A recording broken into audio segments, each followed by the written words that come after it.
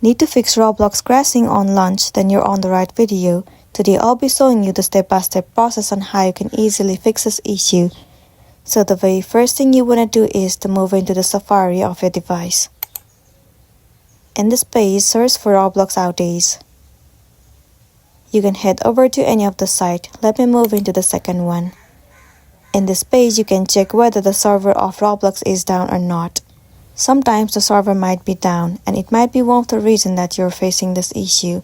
In this case, all you gotta do is wait for the server to get fixed. Once the server has been fixed, now the next thing you wanna do is move into settings. Inside settings, head over to general. Move into iPhone storage. In this page, search for the application Roblox. Scroll down and you'll find it. Once found, click on it. Tap on Offload App. Once again, tap on Offload App. It will clear the cache and the storage of the application. It will also remove all of the unwanted bugs and make your application run smoothly. This should definitely fix the issue that you have been facing, and then you'll be good to go. So that's the end of the video. If this video helped you, give it a like and check out our next tutorial. Thank you.